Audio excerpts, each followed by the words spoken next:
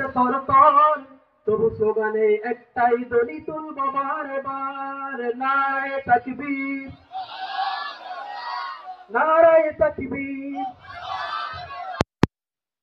সয়েছি ব্যথা, ঝরেছে রক্ত কত, তবু জিহাদের ডাক আছে যদি না শুকাতেই ক্ষত। পেরেছে অনেক, সয়েছি ব্যথা, ঝরেছে রক্ত কত, তবু জিহাদের ডাক আসে যদি না শুকাতেই ক্ষত।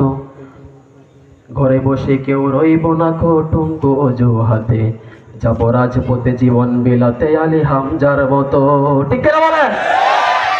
পেরেছে অনেক, সয়েছি ব্যথা, ঝরেছে রক্ত কত, তবু জিহাদের ডাক আসে যদি না শুকাতেই ক্ষত। ঘরে বসে কেউ রইব না কটুঙ্গু অজুহাতে, যাব রাজপথে জীবন বিলাতে আলী হামজার মতো। আবারও যদি ফাঁসি হয় কোনো আলেম ওলামার, তবু স্লোগানে একটাই ধ্বনি তুলবো বারে বার, নারায়ে তাকবীর, নারায়ে তাকবীর, নারায়ে তাকবীর, নারায়ে তাকবীর। ঘুম হয়ে গেছে ভাই, তবু পথ চেয়ে থাকি বসে, শহীদ আবরার দেশে সে যদি আবার ফিরে আসে। ঠিক কিনা বলেন?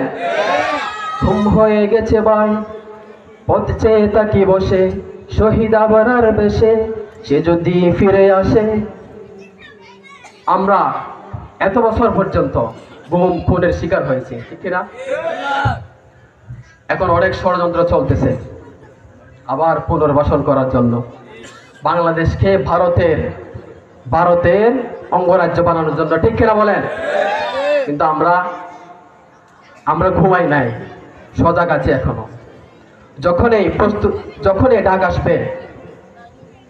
ডাক আসবে আমরা বাংলাদেশকে রক্ষা করার জন্য সর্বদা জীবন দেওয়ার জন্য প্রস্তুত আছি ইনশাআল্লাহ। কিন্তু যারা এখনো পর্যন্ত এখন ক্ষমতায় আছে, তাদের ভিতরে এখনো অনেক দালাল রয়ে গেছে। ঠিক কিনা বলেন?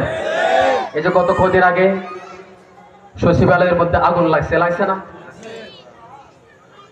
একটা বিল্ডিং এ দুই পাশে দুই রুমে আগুন লাগছে।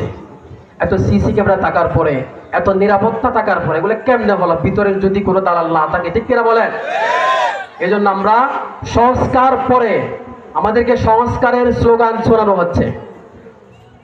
আগে যারা অপরাধী তাদেরকে বিচার করেন, নইলে আমাদেরকে দৌড়ানোর মধ্যে থাকতে হবে। ঠিক কিনা বলেন? এই জন্য যারা এত বছর পর্যন্ত অন্যায় হয়েছে সবকিছু ইনশাআল্লাহ বিচার করে তারপর সংস্কার, তারপর নির্বাচন। ঠিক কিনা বলেন? নির্বাচন করলে চিল্লাইনো হবে না, আগে অপরাধীদের বিচার করেন। আবার শহীদ ভাইদেরকে যারা শহীদ করেছেন, হত্যা করেছে,